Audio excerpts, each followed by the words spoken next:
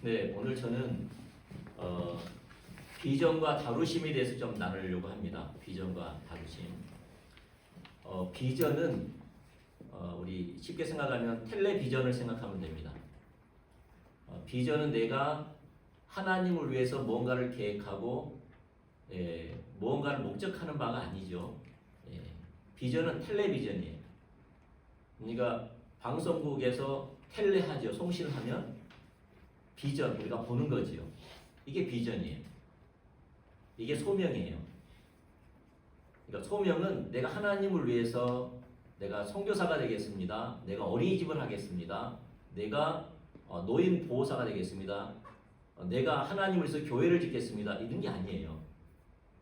내가 하나님을 위해서 무언가를 결단하는 것이 비전이 아니라 비전은 말 그대로 하나님께서 송출하신 것을 내가 보는 거예요. 그게 비전이에요. 그러니까 비전은 하나님께로부터 오는 거예요. 하나님께서 하나님의 우주과 오도를 내게 보이신 거예요. 그게 비전입니다. 비전에는 몇 가지가 있어요. 비전에는 궁극적인 비전이 있어요. 궁극적인 비전은 창세기부터 요한계시록까지 한결같은 하나님의 비전이 있어요. 하나님의 목적이 있어요. 그것은 창세기부터 시작해서 요한계시록에 하나님께서 원하시는 것은 믿는 자들을 통하여서 거룩한 신부로 단장하는 거예요. 거룩한 신부로 단장하는 거예요. 믿는 사람들이 어떻게 해요? 거룩한 신부. 예수님처럼 닮아가고 예수님이 다시 오실 때 그 신랑을 맞이할 수 있는 거룩한 신부로 단장하는 거예요. 또 하나는 이 거룩한 신부들이 잃어버린 영혼들을 구원하는 거예요. 믿지 않는 자들을 구원하는 거예요. 이게 궁극적인 비전이에요. 그래서 창세기부터 요한계시록에 쭉 보면 하나님은 한결같이 달려가는데 믿는 자들을 통해서 거룩한 신부로 단정하고요. 또 하나는 믿지 않는 자들을 돌아오게 만드는, 잃어버린 영혼을 구원하는 것에 하나님의 궁극적인 비전이에요. 또 비전이 있다면 그 세대의 비전이에요. 예를 들어서 노아 때의 하나님의 비전은 물로 심판한 것이었어요.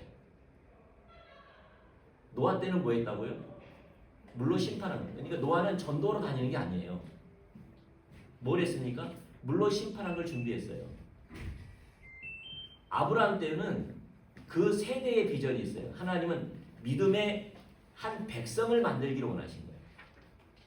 믿음의 한 백성. 그리고 모세 때는요. 하나님께서 이스라엘 백성들을 애굽에서 가나안 땅으로 옮기는 것이 하나님의 비전이었어요. 예수님의 비전은 그 세대를, 전 우주를 구원하는 데 비전이 있었어요. 바울 때는, 사도 때는 열방의 복음이 증가되는 것에 하나님 비전이 있었고 그 세대의 비전이 있어요. 지금 21세기 이 세대의 비전이 있다는 거예요. 또 하나의 비전이 있어요. 각 하나님의 그 세대의 비전을 위해서 각 사람에게 그 비전을 이루기 위해서 주시는 비전이 있어요. 그게 소명이라고 하죠. 예를 들어서 노아는 물로 심판하시는 하나님의 그 세대의 비전을 위해서 노아를 부르시는 비전이 있죠. 보여주시는 비전. 그거 뭐였죠? 방주를 만드는 거예요. 배를 만드는 거였어요. 노아는 뭐 열심히 하면 돼요? 배를 만드는 데 열심을 내면 되는 거예요. 아브라함은 믿음의 한 민족을 이루기 위해서 아브라함에게 주신 비전은 뭐였죠? 자기가 믿음의 조상이 될 뿐만 아니라 믿음으로 말미암아 한 아들이 태어나게 하는 것이 목적이었어요. 아브라함은 다른 게 하지 않았어요. 아브라함은 많은 민족, 별과 같이 바다의 모래와 같이 그 민족을 본 적이 없어요. 한 번도. 그 세대의 비전을 부셨지만은 아브라함은 본 적은 없어요. 아브라함은 뭘만 했어요? 너의 씨를 통하여서 그걸 이루겠다고 하신 거예요. 그래서 그 씨를 태어나게 하는 게 목적이었어요. 뭘로? 믿음으로. 그래서 아브라함은요, 이삭을 낳는데 그 비전이었어요. 각 개인에게 그 세대 목적을 이루기 위해서 각 개인에게 주신 비전, 그 소명이라고 하는 거예요. 소명.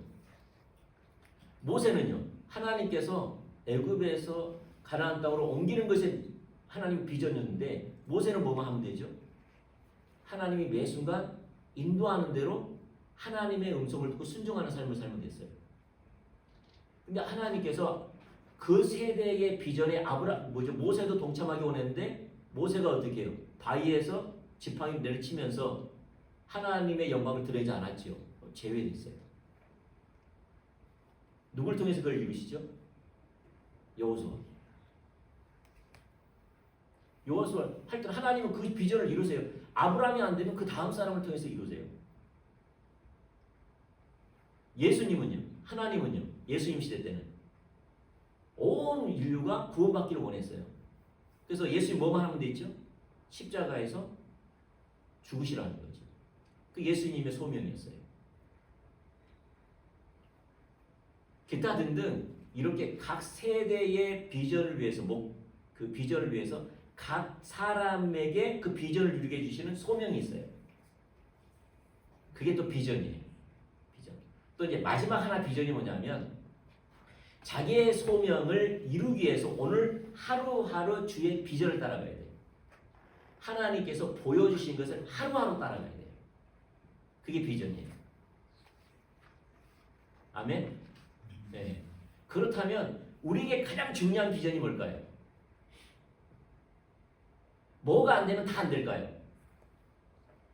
오늘 하루 내가 주의 비전을 따라가지 않으면 소명도 이루어지지 않고 나의 소명이 이루어지지 않으면 하나님은 다른 사람을 통하여서 이 세대의 비전을 이루시거든요.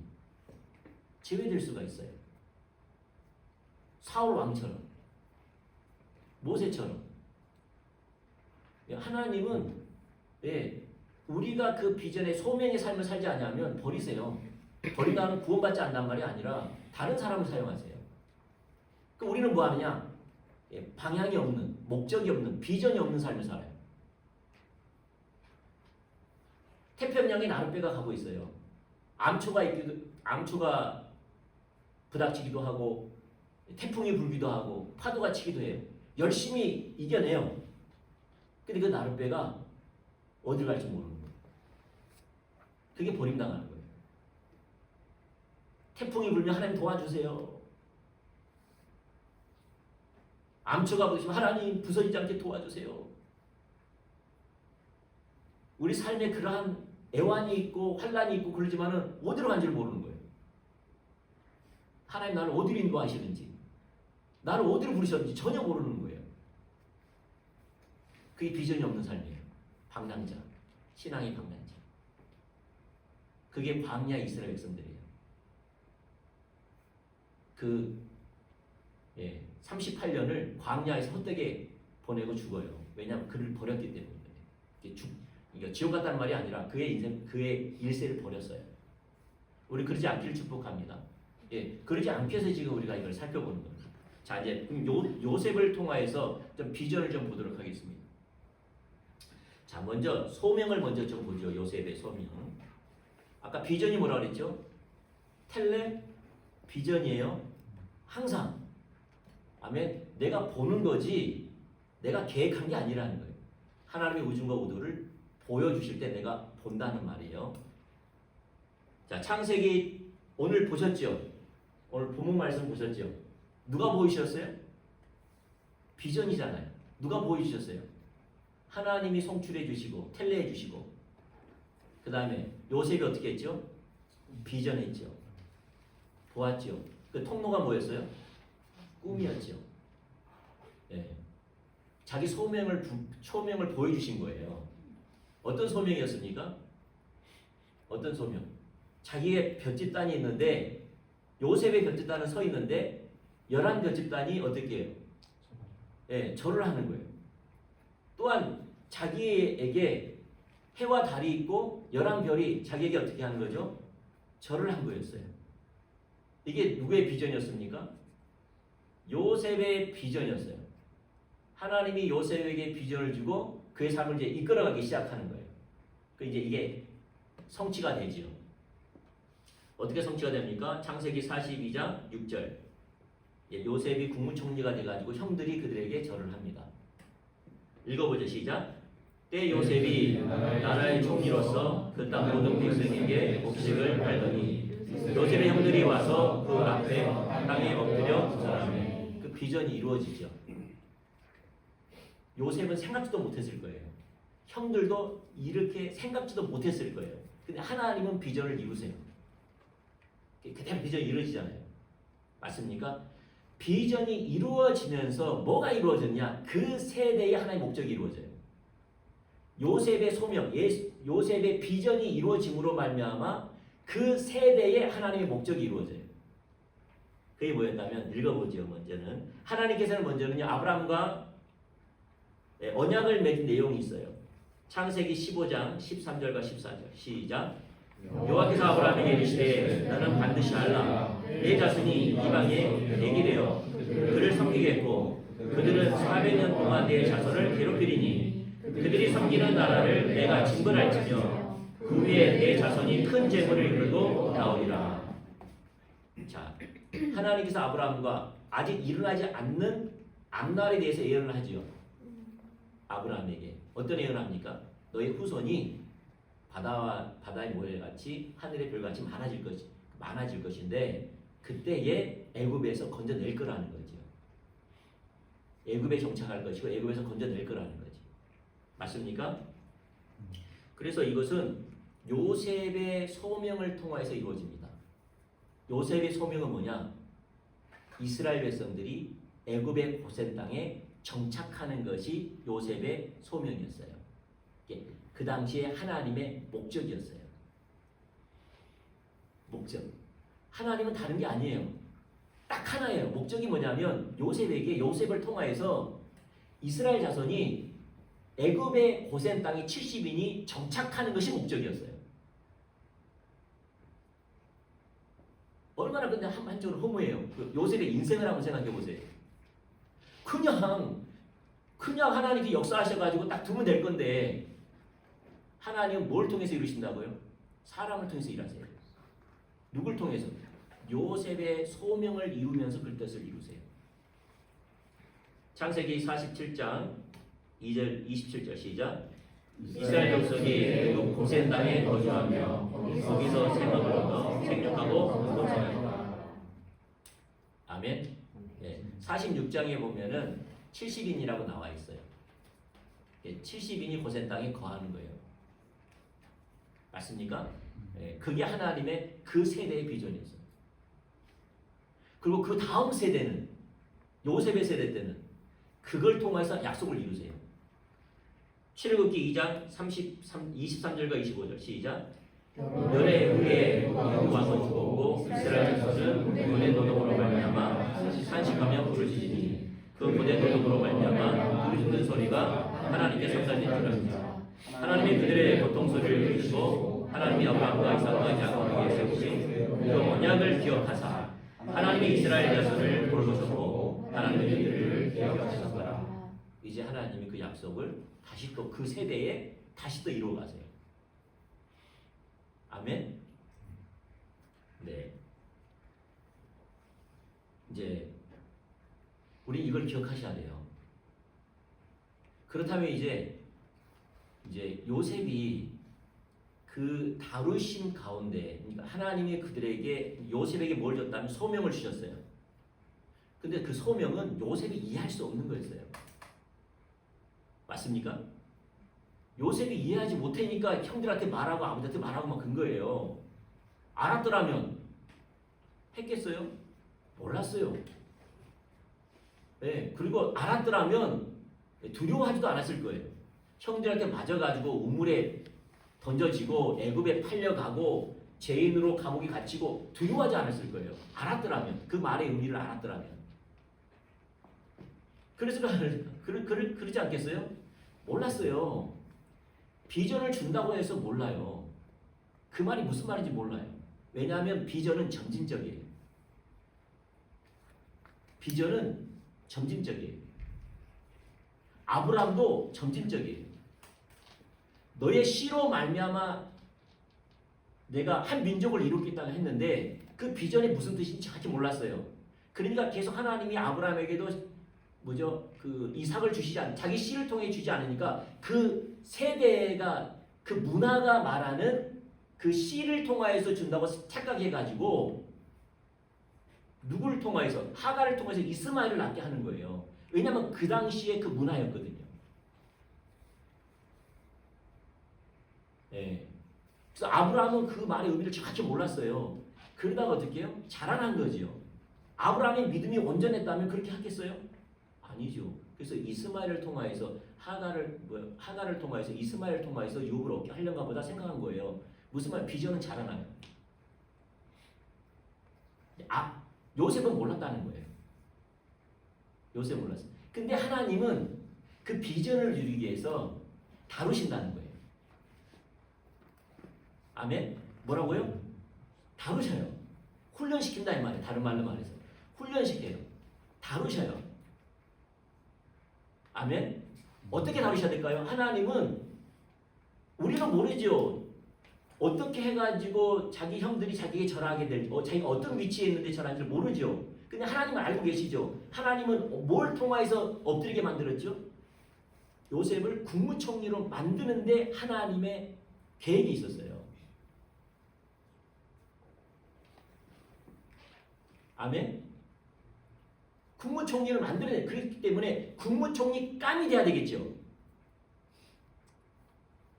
그럴까요? 안 그럴까요? 국무총리 감이 돼야 될 거 아니에요. 그래서 다루신 거예요. 그 감을 만드는 거예요. 자질을 갖게 만드는 거예요. 그 성품을 갖게 만드는 거예요. 그럼 어떻게 해야 될까요? 그게 이제 하나님이 보디발의 가정의 종으로 삼고 그 다음에 감옥의 죄수로 있으면서 그 훈련을 시킨 거예요. 창세기 39장 4절과 5절. 자, 보디발의 종으로 팔려간 내용이에요. 자, 읽어봅시다. 시작. 요셉이 그의 주인에게 은혜를 입어 섬기매 그가 요셉을 가정 총무로 삼고 자기의 소유를 다 그의 손에 위탁하니 그가 요셉에게 자기의 집과 그의 모든 소유물을 주관하게 한 때부터 여호와께서 요셉을 위하여 그 애굽 사람의 집에 복을 내리심으로 여호와의 복이 그의 집과 밭에 있는 모든 소유에 미치니라. 뭐부터 한 거죠? 한 가정에 총무가 되는 거예요. 맡겨진 거예요. 종으로 있을 때. 훈련시킨 거예요? 아니면 훈련시킨 거예요? 훈련시켜요. 감옥에 있을 때도 마찬가지예요. 죄수로. 여러분 잘 알다시피 보디발의 아내가 거시기 해가지고 거절하니까 누명실 그 왕의 감옥에 집어넣어 버렸잖아요. 예. 왕의 감옥이 뭐죠? 왕이 보낸 감옥이에요. 그 요셉은 몰라요. 왕. 나올 일이 없겠죠. 왜냐하면 왕만이 사면해 줄 수 있으니까. 완전 모든 게 끝난 거예요. 인생이. 보디발이 집어넣어 버렸어요. 근데 감옥에서 어떤 일이 있었냐? 읽어보죠. 시작. 간수장이 목적 죄수를 다 요셉의 손에 맡김으로 그 재반의 사물을 요셉이 지려 처리하고 간수장은 그의 손에 맡긴 것을 무엇이든지 살펴보지 아니하였으니 이는 여호와께서 요셉과 함께 하시니라. 여호와께서 그를 범사에 형통하게 하셨다. 뭐 하신 거죠? 하나님이 요셉을 다루시지요. 근데 요셉은 몰랐을 거예요. 요셉은 몰랐어요. 실제로 몰랐어요. 읽어보면 알아요. 요셉은요, 자기가 왜 보디발의 집에서 국무총리를 하는지, 왜 감옥에서 그 모든 재반 처리를 자기가 다 감당하는지 몰랐어요. 하나님은 뭐죠? 그의 소명을 지금 그의 인생을 간섭하셔서 이루고 계세요. 이끌고 계세요. 뭘 위해서? 그 세대 하나의 비전을 위해서. 이끌고 계세요. 그게 성경이에요. 여러분과 똑같습니다. 하물며 어린아이도 똑같습니다. 주일학교도. 주일학교 학생들 하나님 함께 하시거든요. 근데 이런 가치관이 있어야지 애들이 하나님과 함께 하는 걸 알아요. 이런 가치관이 있어야지 애들도 하나님을 경험해요. 이게 똑같아요. 여러분에게 똑같이 역사하세요. 몰라요. 근데 이제 이게 핵심이에요. 요셉은 하나님의 다루심에서 빚어질 때가 있었고 하나님의 다루심에서 빚어지지 않을 때가 있었어요. 이걸 좀 보려고 해요. 어떨 때는 빚어졌고요. 어떨 때는 빚어지지 않았어요. 근데 빚어졌을 때는 어떻게 했는가를 보면 알아요. 네, 다시 말해서 하나님이 뭐죠? 보디발의 집에 종으로 있은 하나님 일부러 집어넣었잖아요. 맞습니까? 제가 하나 좀 이걸 말씀을 해야 되는데 요셉이 훗날에 알아요. 제가 읽어드릴게요. 창세기 45장 5절부터 8절 말씀인데요. 자, 읽어드릴게요. 그 누굴 이야기한다면 이제 그 국무총리가 돼가지고 자기 형들이 곡식을 갖다가 이렇게 얻으러 와가지고 2차 자차 해가지고 이제 요셉의 정체를 드러내고 형들과 화해하는 그런 모습이에요. 그때 이제 요셉이 말하는 거예요. 창세기 45장 5절과 8절 보면 당신들이 나를 이곳에 팔았으므로 근심하지 마소서, 한탄하지 마소서. 왜냐면 벌벌 떨었거든요. 자기도 죽일까봐.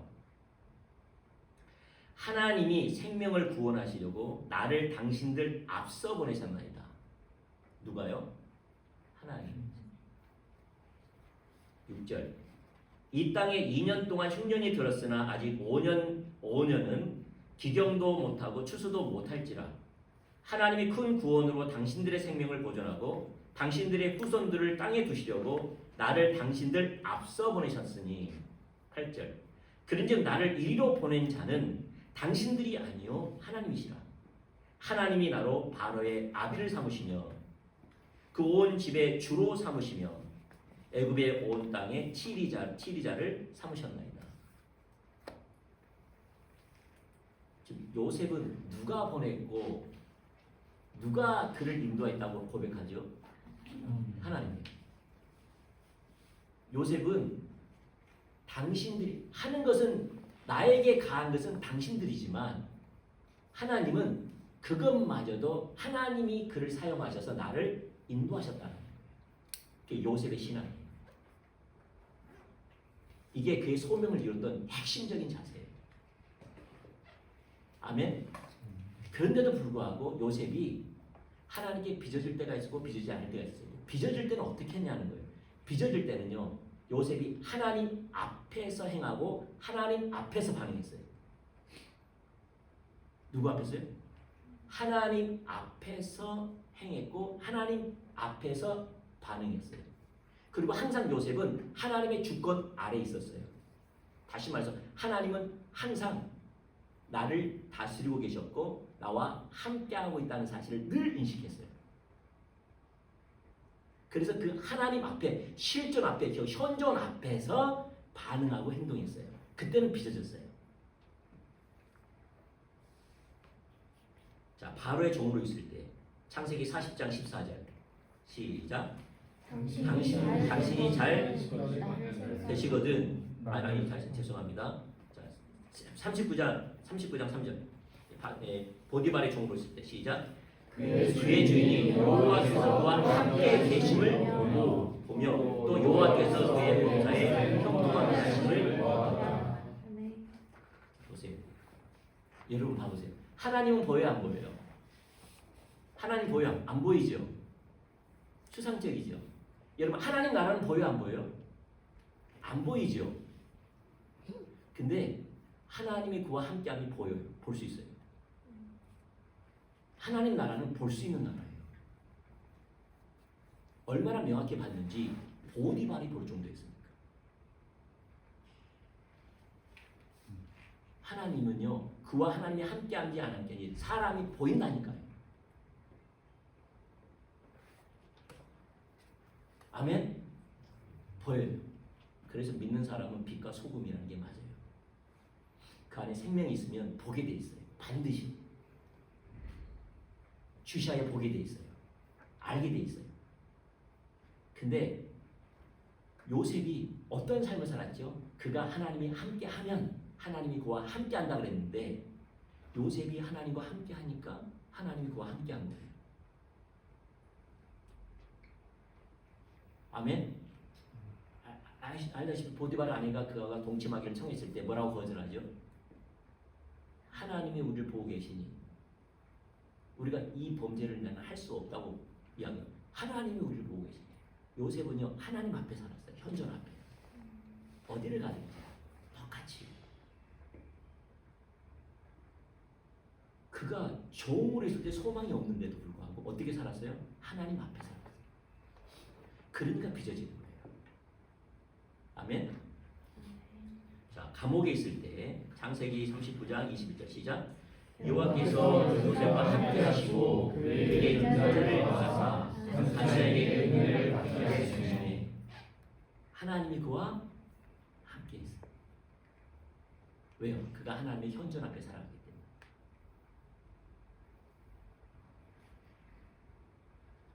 때문에. 요셉은요, 봐보세요. 요셉은 환경이 어떤 환경이든지 어떤 관계든지 개의치 않았어요. 그는 항상 하나님의 현존 앞에서 하나님 앞에 행했고 하나님 앞에서 선택하는 삶을 살았어요. 그러니까 빚어진 거예요. 아멘. 그러니까 빚어진 거라니까요. 그러니까 종으로 있으면서도요 총무로 세워지고요. 간수장으로 있으면서 재만 처리를 하는 사람으로 세워져요. 왜냐하면 그는 환경을 보고 살아보는 게 아니라 누구 앞에 있으니까 하나님 앞에서 행하고 하나님 앞에서 진실하고 하나님 앞에서 선택하는 삶을 사니까 응답하는 삶을 사니까 하나님이 그와 함께함을 보고 사람들이 그 일을 맡기는 거예요. 그게 핵심이에요. 근데 빚어지지 않을 때가 있었어요. 그 어느 때였다면요. 감옥에 이제 그 죄수로 있을 때 바로의 그 미움을 사가지고 두 명이 들어왔죠. 떡 맡은 자와 술 맡은 자가 들어왔어요. 맞습니까? 그리고 그들이 꿈을 꿨어요. 요셉이 해석해 줬어요. 3일 안에 떡 맡은 자는 죽을 것이고 술 맡은 자는 복지될 것이라고 이야기를 해요. 그리고 와서 뭐라고 말한다면 이렇게 말을 해요. 사실 14절 시작. 당신이 잘 되시거든 나를 생각하고 내게 은혜를 베풀어서 내 사정을 바로에게 알려 이 집에서 나를 건져주소서. 당연하죠. 이 감옥은 바로의 감옥이었어요. 정치범들이 들어가는. 바로만이 꺼낼 수 있는데 청탁한 거예요. 하나님을 의지한 게 아니라 뭘 했습니까? 청탁.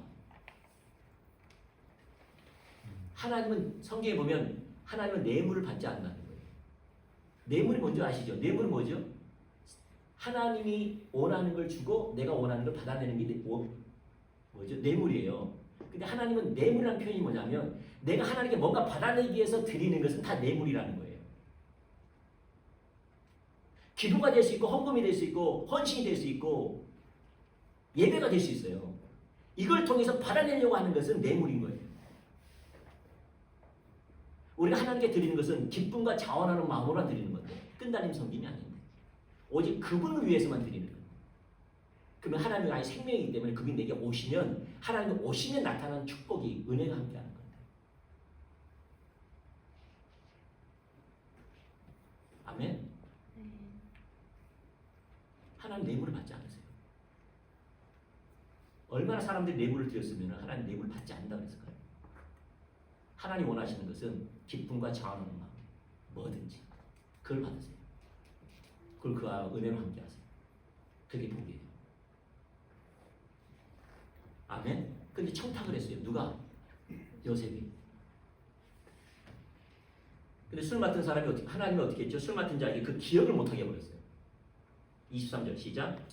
술 맡은 관원장이 요셉을 기억하지 못하고 그를 잊었다. 예, 하나님께 잊어버리게 했어요. 그 다음에 바로가 꿈을 꿨지요. 그때 이 술 맡은 장이 요셉의 청탁의 말을 기억한 게 아니고요. 자기의 꿈을 해석한 요셉을 이야기하면서 불러내요. 이해하십니까? 그리고 여러분 알다시피 여러분 알 거예요. 알디 캔델 목사님, 노이드 존스 목사님의 후임으로 그 사역했던 그 목사님, 유명한 목사님. 그 목사님이 이 구절을 이렇게 설명을 했어요. 요셉은 이 청탁으로 말미암아 2년 동안 더 감옥에 있어야만 했다.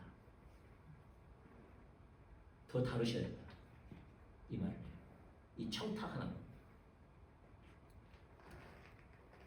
자 보세요. 그러면 요셉이 봐보세요. 다루어지는 사람과 다루어지지 않는 사람의 열매가 있어요.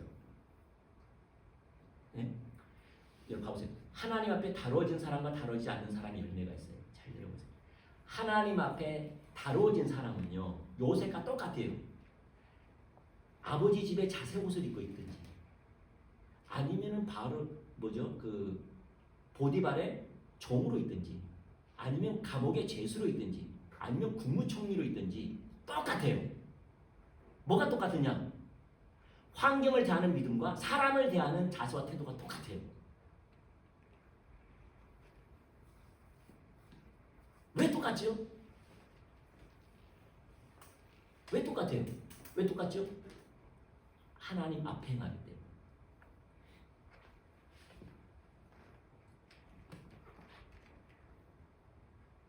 이해되십니까? 다루심을 받지 않으면 뭐가 틀릴까요? 환경에 따른 믿음이 달라지고 사람에 따른 인품과 성품이 달라져요. 사람에 따라서. 그 다루심을 받지 못합니다. 그게 주된 특징이에요. 성도들도요, 목회자를 대하는 태도와 일반 성도를 대하는 태도가 달라요. 왜 다를까요? 하나님 앞에 앉습니다.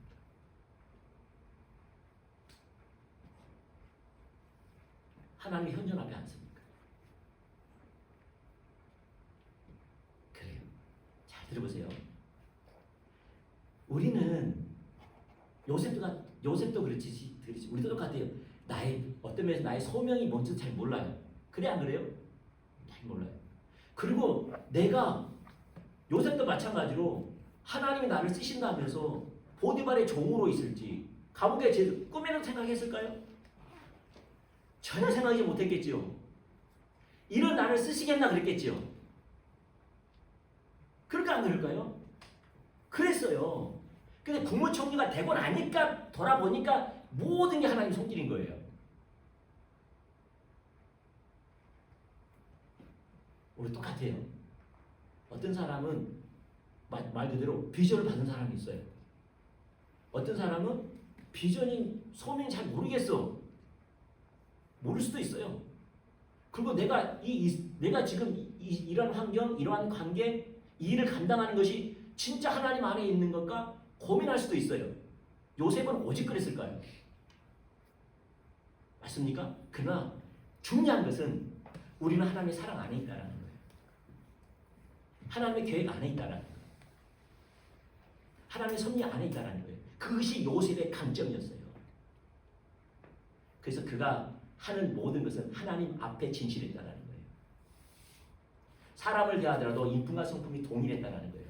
누구든 목회자든 성도든 세상 사람을 만나든 시장을 가든 어떤 수리하러 가든 늘 하나님 앞에 했기 때문에 사람을 대하더라도 인격과 성품이 동일해요.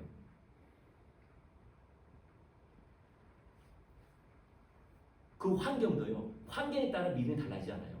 항상 그는 하나님의 현존 앞에 살았어요. 하나님이 그와 함께하면 하나님이 내 앞에 계신 듯이 살았어요.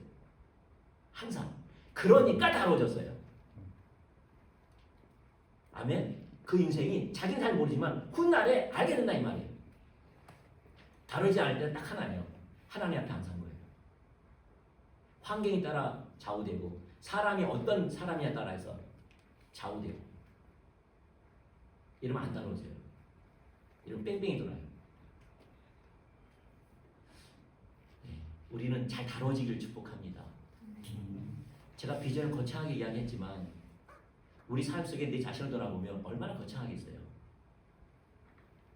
근데 분명한 사실은 하나님이 우리를 다루시는 건 똑같다는 거예요. 똑같아요. 요셉을 다루는 것이 똑같이 우리를 다루세요. 그러면 하나님이 주신 환경, 사건, 관계 완벽하다는 거예요. 언제 완벽하냐? 하나님 앞에 쓸 때 완벽합니다.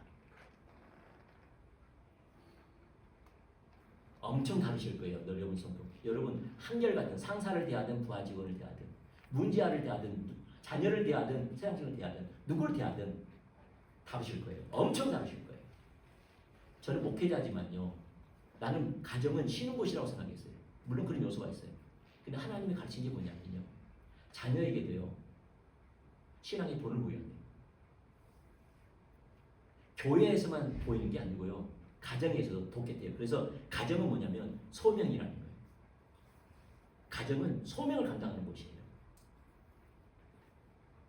무슨 말이냐? 교회에서 성도를 대하는 거나 가정에서 자녀를 대하는 거나 아내를 대하는 남편을 대하는 거나 똑같다라는 거예요. 다르지 않아요. 그래야지 빚어져요. 상사에게는 너 좋은 말 썼다가 집에 돌아가면 거짓말하고, 직장에서는 내 뜻대로 안 되니까, 그렇지만은 조직이니까 좋은 말하고 참다가 집에서는 조금만 잘못하면 마음 안 맞으면 마음대로 해버려. 이러니까 안 달라지는 거예요. 사람에 따라 바꿔지니까 안 달라지는 거예요. 하나님 앞에 살아갈 때 달라져요. 내 남편이니까 그런 말 하지 마세요.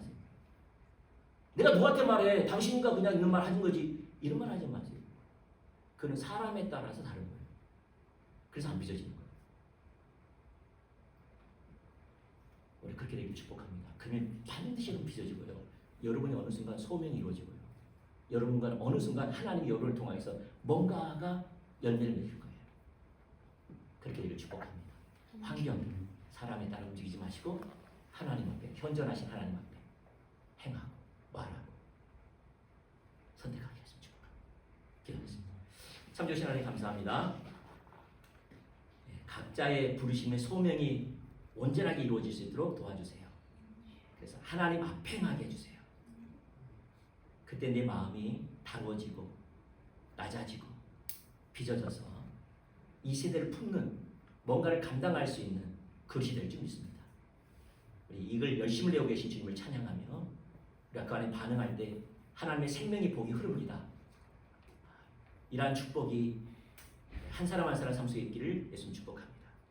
이제 우리 예수 그리스도의 은혜와 우리 하나님의 극한하신 사랑과 성령님의 위로 교통 충만한 역사가 오늘 거기에서 우리 성도분들과 그의 가정과 이 기업의 영혼들 함께하기를 축원합니다.